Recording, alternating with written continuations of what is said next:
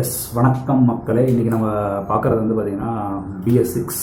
BS6னால் என்ன, அது எப்படி ஒர்க் ஆகும், எதுக்காக இப்போ BS6 யூஸ் பண்ணுறாங்க, இது நம்மளோட ப்ரீவியஸ் வீடியோ பார்த்தீங்கன்னா ஒரு ஐடியா இருக்கும். இருந்தாலும் நான் சொல்கிறேன் உங்களுக்கு. ஆக்சுவலி வந்து பார்த்திங்கன்னா BS6 அப்படின்றது வந்து பார்த்திங்கன்னா பாரத் ஸ்டேட் 6ன்னு சொல்லுவாங்க. இது என்ன அப்படின்னு பார்த்தீங்கன்னா உங்களுக்கு ஒரு வெஹிக்கிளில் யூஸ் பண்ணுற ஒரு எமிஷன் நார்ம்ஸ். அதாவது வந்து பார்த்திங்கன்னா எமிஷன்றது வந்து பார்த்திங்கன்னா ஒரு நச்சுத்தன்மைக்கு வண்டியிலேருந்து வந்து வெளியே வர புகையில் வந்து பார்த்திங்கன்னா நச்சுத்தன்மை இருக்கும். நம்ம சுவாசிக்க வந்து நம்ம உள்ளே இருக்கிற பார்ட்ஸ்லாம் வந்து பார்த்திங்கன்னா கெட்டுறதுக்கான வாய்ப்பு இருக்குது. அதை நம்ம கம்மி பண்ணணும். அந்த காற்றுல கலக்கிற நச்சுத்தன்மையான காற்றுல கலக்கிற அந்த இது வந்து பார்த்திங்கன்னா கம்மி பண்ணணும் அப்படின்றதுக்காக தான் இந்த BS6ன்றது கொண்டு வராங்க. இதுக்கு முன்னாடி வந்து பார்த்திங்கன்னா BS6ன்றப்போ இப்போ BS4 BS3 இருந்துச்சுன்னா ஆமாம், BS இதில் வந்து பார்த்திங்கன்னா 2001 2002 வந்து பார்த்திங்கன்னா இந்தியன் கவர்மெண்ட் வந்து இம்ப்ளிமெண்ட் பண்ணது.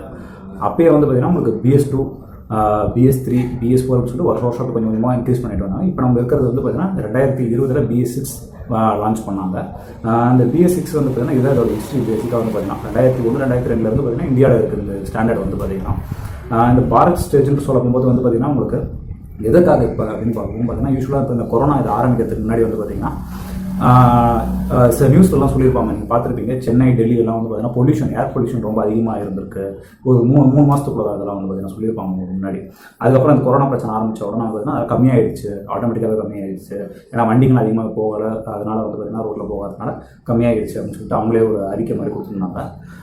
இதுதான் வந்து பார்த்திங்கன்னா இதுதான் மெயின் ரீசன். இந்தியாவில் வந்து பார்த்திங்கன்னா ஏர் பொல்யூஷன் ரொம்ப நாளுக்கு நாள் அதிகமாகிட்டே போயிட்டுருக்கு. அதனால தான் வந்து பார்த்திங்கன்னா இந்தியன் கவர்மெண்ட் வந்து பார்த்திங்கன்னா இதில் வந்து ஒரு மிகப்பெரிய ஸ்டெப் எடுக்கணும் அப்படின்னு சொல்லிட்டு 2020 இந்த BS6 லான்ச் பண்ணாங்க. இது எப்படி இது லான்ச் பண்ணாங்க பார்த்தீங்கன்னா யூஸ்வலாக நம்ம ப்ரீவியஸாக இருந்தது வந்து பார்த்திங்கன்னா BS4 இருந்தோம். கரெக்டாக வந்து பார்த்திங்கன்னா BS5 தான் வந்திருக்கணும் அடுத்து. பட் ஆனால் அதை நம்ம ஸ்கிப் பண்ணிவிட்டு அதை தவிர்த்துட்டு BS6 வந்திருக்கோம் அப்படின்னா அதோட முக்கியத்துவத்தை பாருங்கள். ஏன்னா எதனால் பார்த்தீங்கன்னா இது BS6 BS4ன்றது வந்து பார்த்திங்கன்னா இன்ஜினில் ஒரு ஃபில்டர் ஆட் பண்ணிக்கிட்டே வருவாங்க. வெளியே வர அந்த நச்சுத்தன்மை கம்மி பண்ணுறதுக்காக உங்களுக்கு ஒரு ஃபில்டர் ஒன்று ஆட் பண்ணிக்கிட்டே வருவாங்க. அந்த ஃபில்டர் வந்து பார்த்திங்கன்னா கொஞ்சம் கொஞ்சமாக அதில் வந்து பார்த்திங்கன்னா இருக்கிற நச்சுத்தன்மைகள் கம்மி பண்ணிக்கிட்டே வரும். இப்போ வந்து பார்த்திங்கன்னா BS6ன்றது வந்து பார்த்திங்கன்னா இருக்கிறதுலே கொஞ்சம் அட்வான்ஸ் ஆனது. நம்ம வேர்ல்டு லெவலில் பார்க்கும்போது பார்த்திங்கன்னா கொஞ்சம் அட்வான்ஸ் ஆனது. இதுக்கப்புறம் BS7 இருக்குது.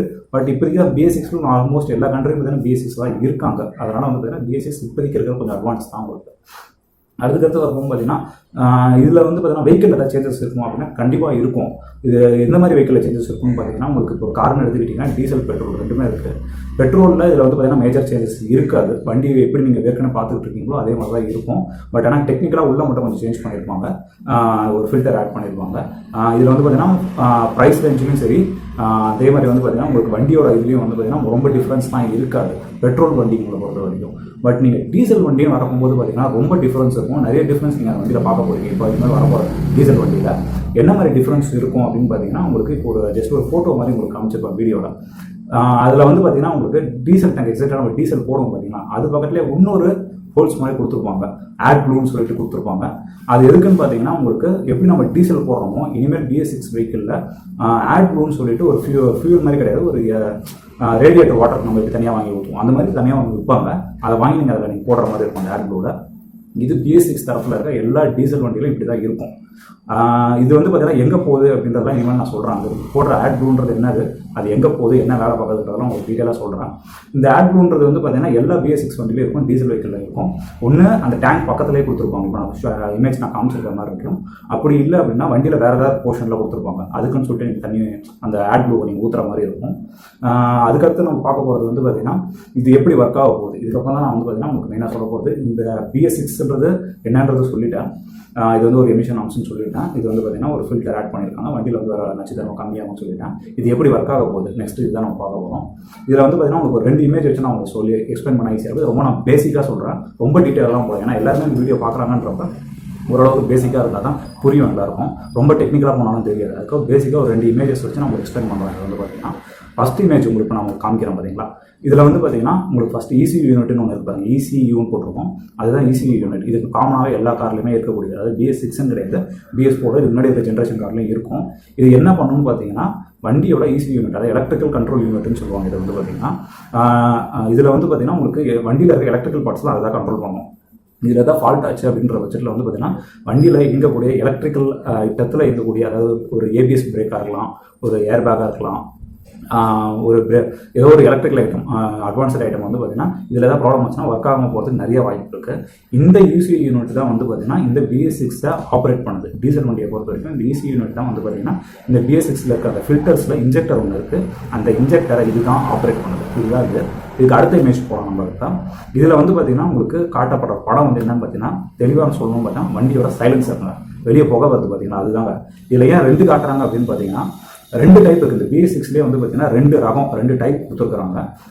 ஒரு டைப் வந்து பார்த்தீங்கன்னா ஃபஸ்ட்டு காட்டுற டைப் வந்து பார்த்தீங்கன்னா நார்மலாக இருக்கிற கார், அதாவது வந்து ஒரு 18 லட்ச ரூபா 15 லட்ச ரூபாக்குள்ள இருக்கிற காரில் இந்த மாதிரி டைப்பில் கொடுத்துருப்பாங்க. அதுக்கடுத்து இருக்குது பார்த்தீங்கன்னா அது வந்து பார்த்தீங்கன்னா கொஞ்சம் விலை உயர்ந்த கார், அதாவது வந்து பார்த்தீங்கன்னா ஒரு 30 லட்ச ரூபா 40 லட்ச ரூபா அந்த மாதிரி கார், 1 கோடி ரூபா கார் அந்த மாதிரிலாம் போகும்போது வந்து பார்த்தீங்கன்னா இந்த சிஸ்டமில் இருக்கும் உங்களுக்கு. இதுதான் வந்து பார்த்தீங்கன்னா இந்த BS6ஓட எக்ஸாக்ட் அந்த சைலன்ஸில் இருக்கிற இதில் வந்து பார்த்தீங்கன்னா இன்ஜினில் எந்த சேஞ்சஸும் இருக்காது. இந்த சைலன்சரில் கொடுத்துருக்க சேஞ்சஸ் தான் உங்களுக்கு வந்து பார்த்தீங்கன்னா மேஜராக BS6ல். சரி, இப்போ இந்த ஃபஸ்ட்டு இதில் வந்து பார்த்தீங்கன்னா DOC DPF SCR இதெல்லாம் போட்டிருக்காங்க. என்னது அப்படின்னு பார்த்தீங்கன்னா ஃபஸ்ட்டு நான் இருக்க ஃபுல் டேர்ம் வேர்ட்ஸ் சொல்லிடுறேன். அதை உங்களுக்கு மென்ஷன் பண்ணியிருக்கிற ஃபுல் டேர்ம் வேர்ட்ஸ் நான் சொல்லிடுறேன். DOC அப்படின்றது வந்து பார்த்தீங்கன்னா டீசல் ஆக்சிடேஷன் கேட்டலிஸ்ட். அது வந்து பார்த்தீங்கன்னா DPFன்னு ஒன்று போட்டிருக்கு பார்த்தீங்கன்னா அதுக்கடுத்து அது வந்து பார்த்தீங்கன்னா டீசல் பார்ட்டிகல் ஃபில்டர். அது வந்து பார்த்தீங்கன்னா அதுக்கடுத்து வந்து பார்த்தீங்கன்னா SCRன்னு ஒன்று போட்டிருக்கு பார்த்தீங்கன்னா அது வந்து பார்த்தீங்கன்னா செலக்டிவ் கேத்தலிட்டிக் ரிடக்ஷன். அது வந்து பார்த்தீங்கன்னா அதுக்கடுத்து வந்து பார்த்தீங்கன்னா 2வது இமேஜில் ASC அப்படின்னு ஒன்று போட்டிருக்கோம். அது வந்து பார்த்தீங்கன்னா அமோனியா ஸ்லிப் கேத்தலிஸ்ட். இது எதுக்குன்னு பார்த்தீங்கன்னா நான் உங்களுக்கு சொல்கிறேன்.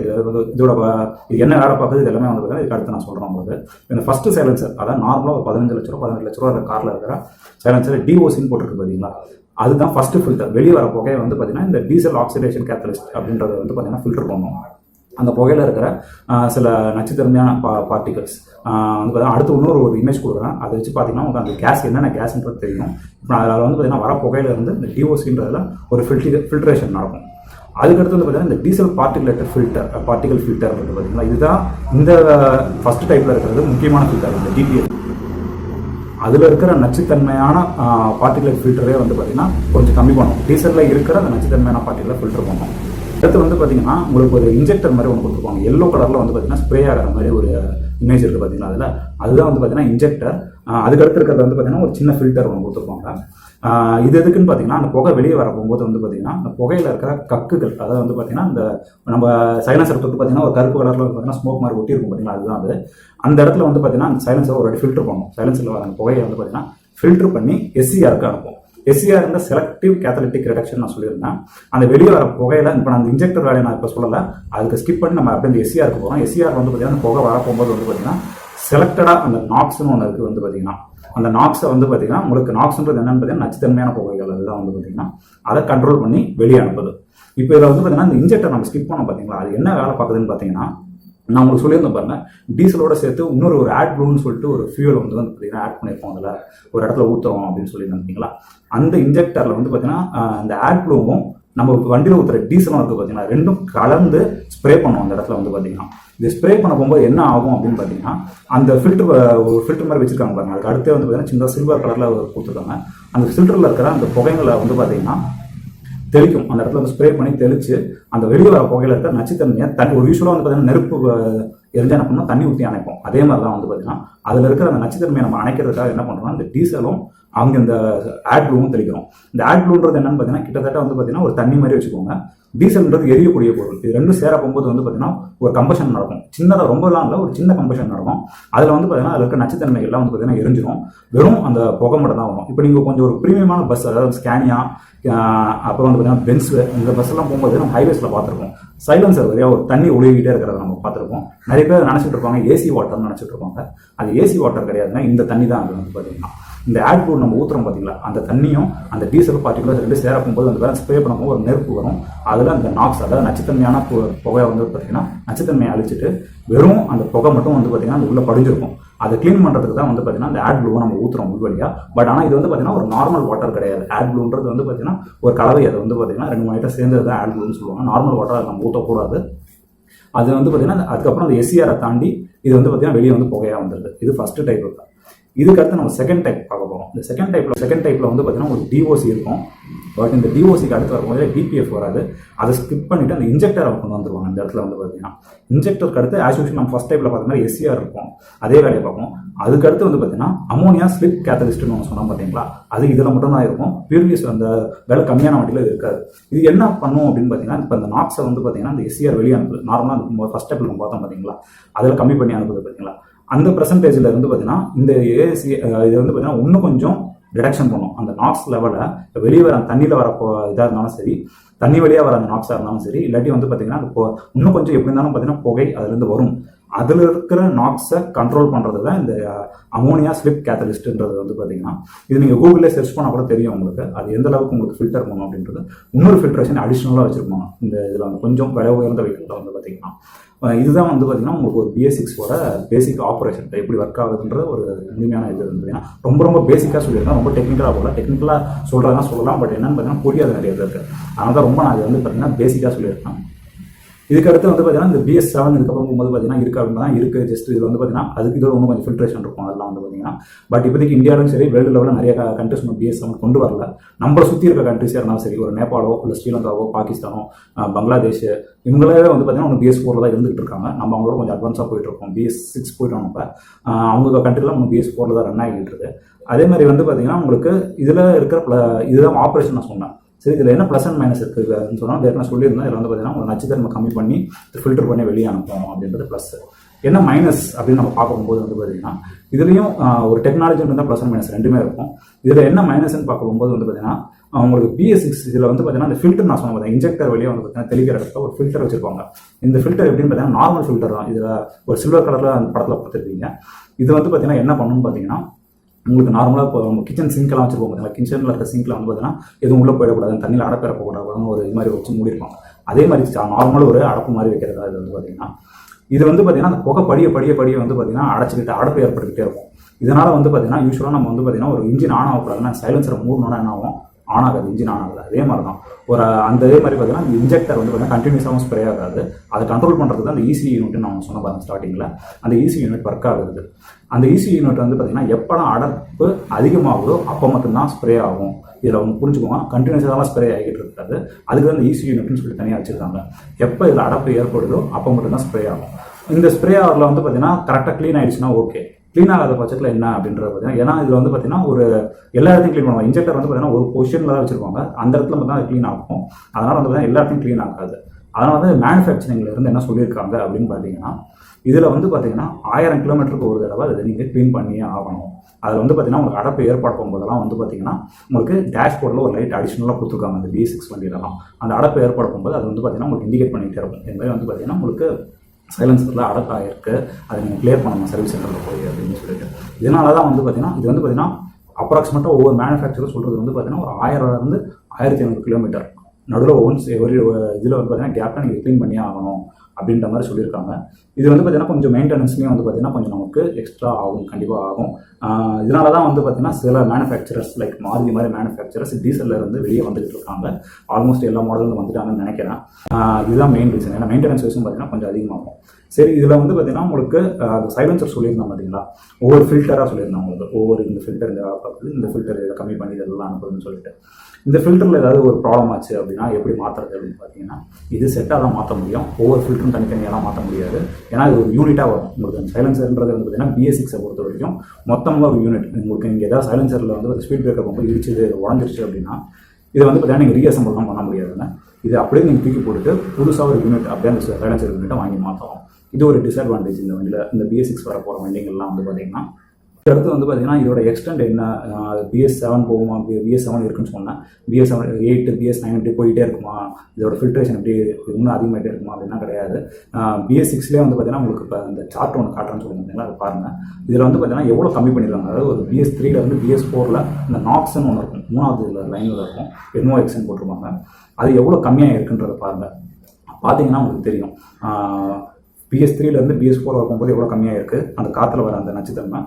BS4லேருந்து BS6 5 நம்ம ஸ்கிப் பண்ணிப்போம். 6 அதாவது Euro 6 இருக்கும். Euro 6ன்றது வந்து பார்த்தீங்கன்னா யூரோ ஸ்டாண்டர்டில் இருக்கிறது. பட் அதே டெக்னாலஜி தான் நம்ம யூஸ் பண்ணியிருக்கோம்.